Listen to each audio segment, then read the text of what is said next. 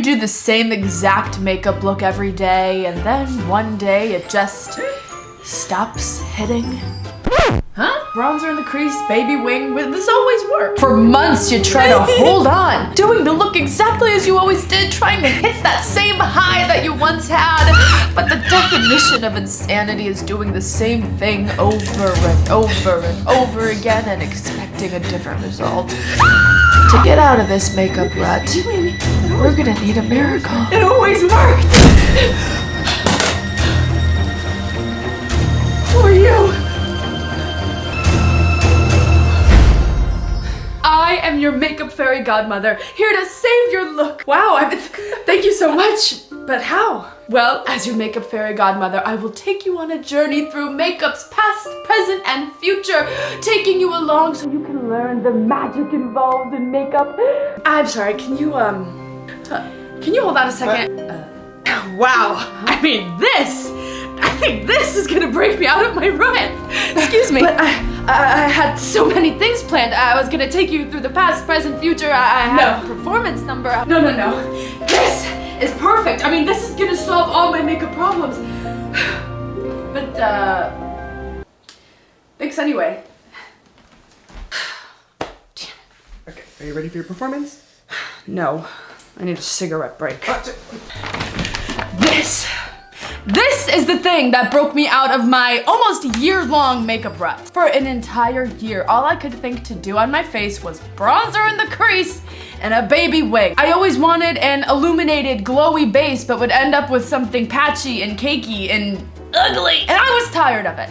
It seemed as if nothing I did worked, and what I would need to save me is a makeup miracle. But what I learned as I got myself out of this rut, you don't need any magic or fairy godmother or performance number to break you out of your makeup rut. What you need is a goal, and then forget everything you think you know thus far about makeup, so you can forge a new path to break you out of your comfort zone, to practice, to play, to trial and error, and eventually discover along the way your new signature look. Yes, I'm gonna give you a tutorial for the new way I do my makeup, but that's not the point of this video. The tutorial for the makeup is secondary to the tools and structure and examples that I will provide to hopefully get your wheels turning so that you can create something by you for you.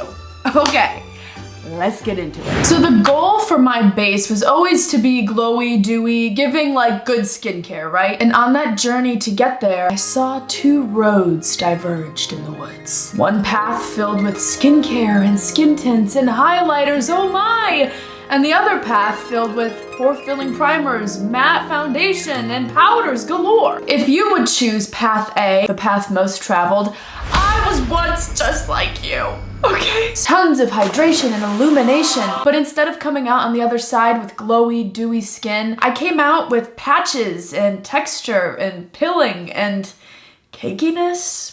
This is where I learned the important lesson in makeup to sometimes take the road less traveled. When we have a goal in makeup, we have to consider that the path to get there might not be so literal. It might not be so linear. Think it's not A plus B equals C. It might be Y equals MX plus B. Don't worry, that's the last of the math that will do, but do you get my point? Let's start with skincare. Okay, yes, I do have skincare on, but that was applied 30 minutes ago. Hi, this is me 30 minutes ago. When we're prepping the skin for makeup with skincare, we want to choose products that hydrate our skin, not mix with our makeup to hydrate our makeup or change the formula of our makeup. Okay, you can flash forward now. Bye.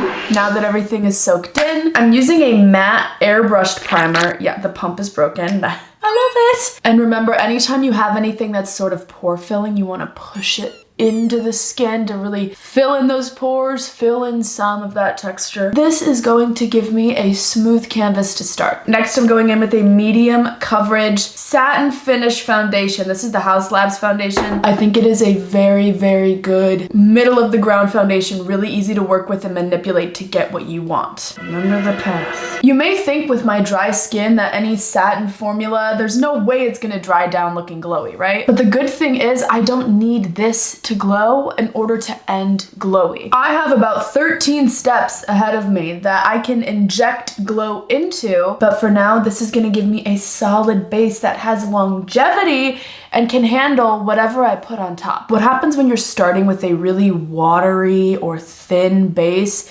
is you're committing yourself. I don't know if you knew that, but now you are married to a skin tint.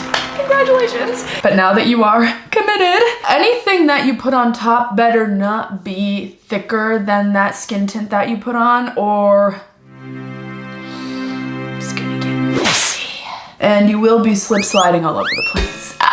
Don't worry, you still have time to annul. Let me use a different way to properly explain how you can layer your makeup using my French fry theory. Let's go.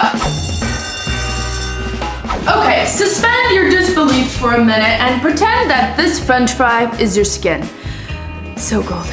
And let's say that this ranch with its watery consistency is like your skin tint, and the thicker ketchup is basically anything you put on top of said skin tint. Think cream contour, blush, concealer. If you try to dip the fry in the thin ranch first and then the ketchup's not gonna adhere to the ranch as well. The ranch is gonna slide off into the ketchup. It's a mess! But if you dip the fry in the ketchup first and then the thin ranch, the ranch adheres better to the ketchup. The ketchup doesn't come off into the ranch. Do you see what I'm trying to say here? I can now take a cream contour, kinda like this one, be able to draw it on my face and not have anything else be disturbed.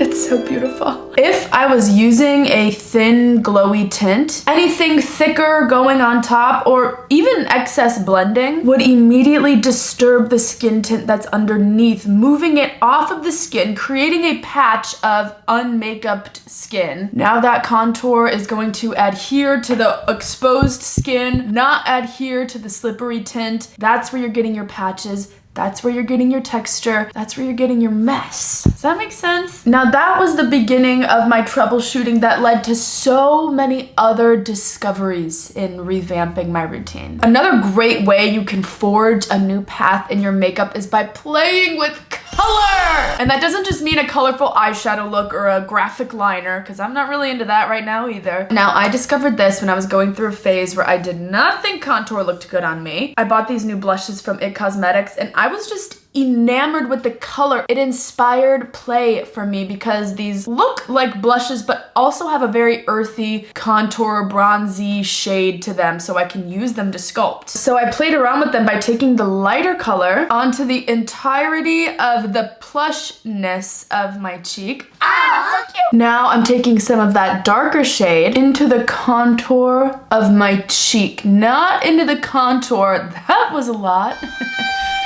I'm not placing it in the contour of my bone structure, like where my bones cave in. I'm placing it where the fat of my cheek kind of caves in. Ombreing it up into the lighter part of my cheek. I found that because I personally have more structural definition in the front of my face, I have way more definition here than I do here. Big cheek girls. That is you.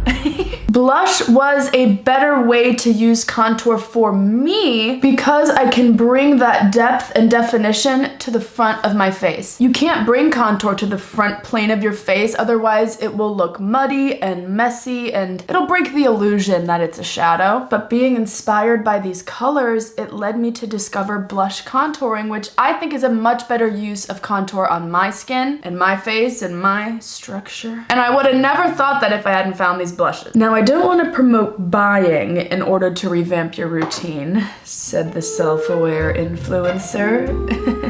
But for real, you don't need to spend money in order to be inspired by makeup. But by experimenting with color, by mixing blushes, mixing eyeshadow pigments, using lipstick, or whatever can help you discover, again, wanting to contour that cheek, but taking a different path to get there. I'm just pressing everything into the skin to really set it all in, take off the excess layer, push it into my texture, and you may be thinking right now, girl, where's the concealer? Well, newsflash, I'm not wearing any and I'm not going to, okay? And this is a great time to explain my theory of suggestive makeup versus literal makeup, and let me apply some powder to take down some of this shine. Literal makeup are things that you can clearly see as foreign on the face, and they aren't meant to look naturally occurring. Winged liner is literal makeup. A red lip is literal makeup. 2016 contour is literal makeup.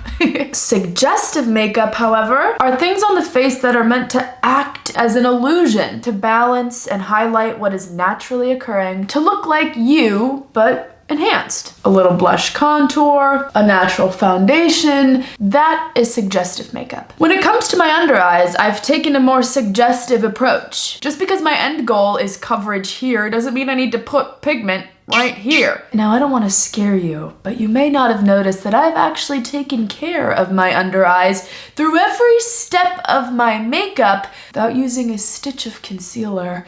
Roll the footage. I took my foundation to the tip of my cheek, gently diffusing under the eye, beginning the coverage. Then using the tip of my blush brush to bring that peachy tone up against my natural purple tone under my eyes, working together to use color correction to even out to just skin tone, which then got further transferred over everything when I bounced with my beauty blender. And lastly, making use of a pigmented pressed powder up under the eyes to not only set them, but provide further coverage, all while not even paying attention to them. I had to separate myself from false truths on the internet saying I needed every step of my routine to have a product and that I needed certain steps in order for my makeup to look good. That's just not necessarily true. And this is another great way to forge a path to discovery. Try removing a step in your makeup that you think is vital and see if you can use problem-solving skills to replace that step with the other steps in your makeup. You'd be surprised what you can sneak in. Now, I set the center of my face to take away shine, but when I'm setting my creams, I'm using a shimmery bronzer to set the formula that can move the cream while still adding illumination and shine and glow from the powder. I really love this bronzing thing from Hourglass. It's expensive as but it just looks really good. Like, oh my God.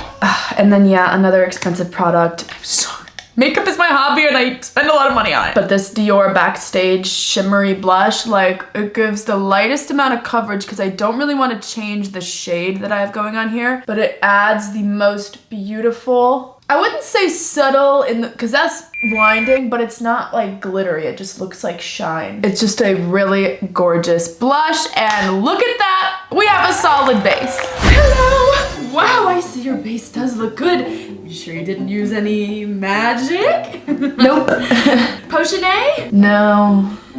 Frog's breath? No. The power of No. Through strategy, maintaining control, and the power of suggestion, and of course, a little play, I have completed my goal of a glowy, natural base that is going to last all day, not get patchy, and I think looks amazing. No song number required. Okay, base is finally done and we can move on to eyes. Like I said, it was this picture of Bella Hadid that really did it for me. Let's look closer. If you also get struck by a makeup look, but don't look exactly like the person, like in this case, don't let that stop you from trying it, shifting some things around to accommodate to you, and discovering some incredibly valuable things along the way. When we do look at me versus Bella Hadid, not too close now, we can see that to recreate her makeup look, there's gonna be some things that we have to accommodate to. And as a matter of fact, there are 3 key things to consider when accommodating an inspo look to your own face. The first thing being coloring. Me and Bella are in 2 different color seasons, so altering the shades of my eyeshadow and eyeliner to my color season will better suit me. Second, placement, as in how high you take your shadow on your lids, or how low you take your shadow under your eye, how far out you take your wing, or how far in you take your inner corner. Bella has a more prominent brow bone and slightly more hooded lids than I do, so I can manipulate my shadows to give the same effect, but on my eyes instead. And lastly, it's kind of falling, artistry! Consider the things that are true to your character and your style that you want to inject into this look to make it your own. Do you always have to have a bold red lip no matter what look you do? Are you a shimmer girl and you just have to add some glitter? Don't take away your own style just to accommodate to a look. Just pick certain places that you want to inject it in. Okay, that being said, I'm going to be starting with the Danessa Myricks Groundwork Defining Neutrals palette. And you know why? Because this, to me, evokes yet another very important tool to discovery and forging your new path in makeup. Play! Woo woo! Let's play! I'm not exactly sure what this texture is. It's kind of like waxy, moussey, old school bounce blush-y. And it's not exactly clear what pigment should be used for what. Like, should this be used for eyes, brows, contour, your liner? I don't know, but that is the very thing. It's those missing pieces that we get to fill in the blanks with play. Ooh, I'm excited. I'm starting by taking this taupey brown onto my finger, smudging on the lid up to the crease. It's really hard to go overboard with these creams. They blend extremely beautifully and they just give like a nice wash of color. So I can have that depth and that color without it quickly turning into a 2010 smoky eye. Snooki style. Then with my fingers, I like to take that darker brown closer to the lash line, and I'm just going back with different colors, blending, applying, basically finger painting until I get the effect that I want. Even bringing it into the bridge of my nose for some definition there, and onto the tip of my nose to further that contour. Changing your tool can also exercise the brain, helping it come up with new technique. It's the way I'm using my fingers, playing with the placement of different colors and different intensities. I mean, this is fun. And I get to simultaneously explore the structures of my face just by feeling it, like feeling where my brow bone is, feeling, oh wait, that connects into my nose bridge, and there we go. Now we have this very structured kind of look. Not that intense though. You can get a little overboard with play. It's okay. And when you have a multi-use palette like this, it makes it all the more easy. Like, I can go under my eyes with it. I can also say, you know what? This color here looks like the eyebrow pencil that I really like to use. Let me see if I can use this same palette for my brows, and would you look at that? The waxy texture is perfect, and I just found a new brow product. What I'm in right now is a flow state with my makeup. That is where the discovery happens, and that is where the magic happens. Did somebody say magic? No! Well, okay, yeah, I did, but I didn't mean it like that. After I'm done adjusting the shadows to a point that I love, next I'm grabbing a flat, dense brush into this liner. That is my Inglot gel liner mixed with my Duraline, which makes for the longest lasting liner I've found, which doesn't mean it lasts that long, but longer than the rest. And I'm pushing and wiggling that pigment into my tight line. I hate the way a full liner looks on my upper lid, and I know that. So taking it under the lash line is an accommodation. And I love the way that tight lining gives that fullness and that definition without closing up the eye. Usually it does smudge onto that lid. It just happens. But because I have that inspiration from using my fingers, I'm like, you know what I'm gonna do? I'm gonna take some of that brown that we use closest to the lash line and smudge it all in. This makes it look really smoky, pretty, and just gives that line of definition right around the eye. Oh! That just like changed everything about the look. And I really don't even wing out this liner that much because we have all this structure going on in the eye. I don't need a baby way.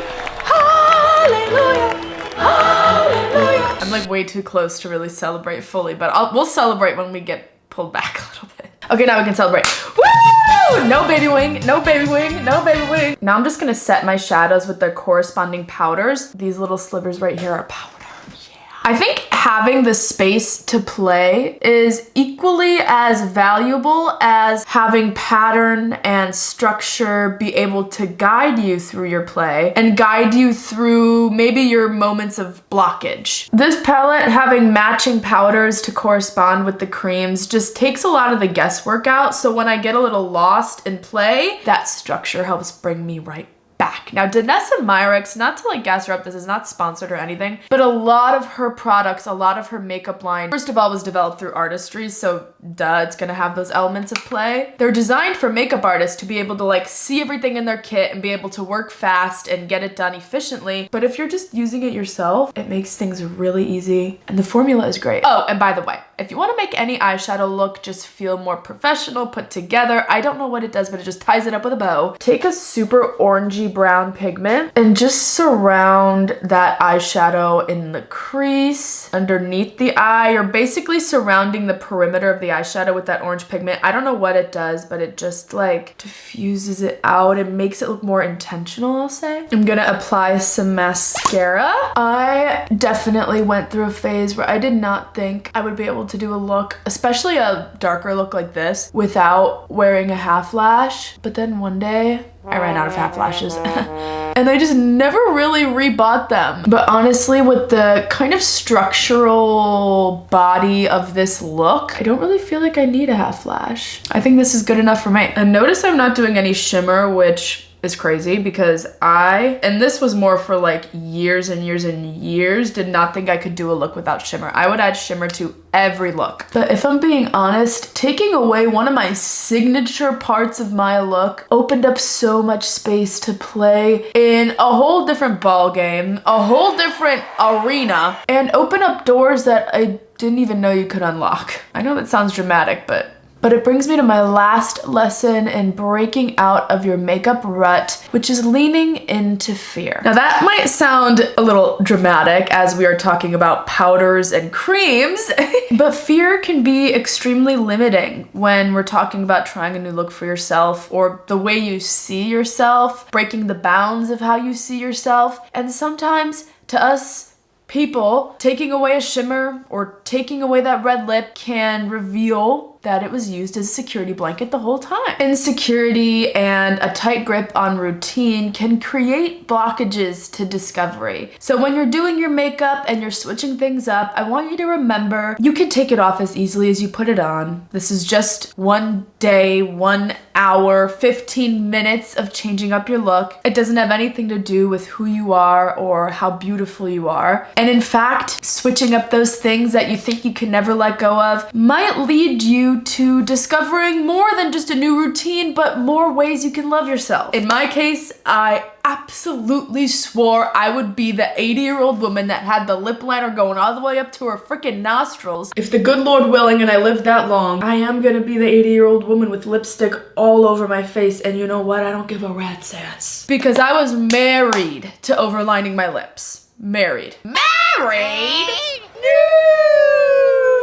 I just thought when I had makeup on, I thought just the balance was thrown off. But I did run into a lot of problems when overlining my lips so heavily. They would smudge throughout the day, it would come off, and by the end of it, I would look like I just ate a fudgesicle toddler style, like ringer on the mouth. So in order to figure out my new path, I had to get rid of my old one. For a couple makeup looks, just a few, I didn't even touch lip liner. I would just use a little Benetint, some plumping gloss, and just see what happened. See how I changed the way I looked at myself. It took a minute, but I slowly started to get used to how I looked with a full beat and no overlined lips. Then I could start adding things back into the routine, which is when I discovered I like to take something like a contour shade, gently outline my lips, just to create a subtle shadow. This is Suggestive, not literal. Remember what we talked about? This is a concealer, by the way, in a darker shade, but Like I said, one product doesn't necessarily have one use. Play around with what you have and see how you can use it for something else. This is suggesting a shadow around my lips, suggesting that they're bigger. I do take a little bit of a brown lip liner, but I line on my lip line, not overlining them. This gives an edge to my lip, so that shadow we just placed makes more sense. I'm taking a very light lipstick shade into the center of my lips to not only match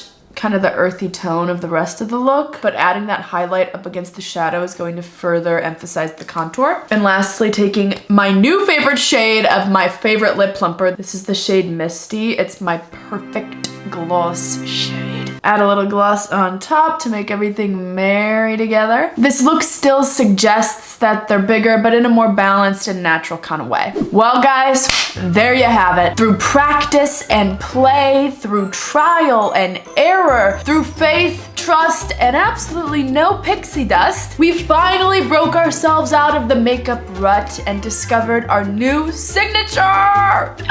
With no potions, no magic, and no musical number. You've got to be kidding me. Fairy godmother, fairy godmother. What? We are cut, so we gotta go. We're 30 minutes over. But I was supposed to do my musical number. Wait, I don't know what to say. Fuck. We have a children's birthday party booked in an hour. Fine. Alright, let's go.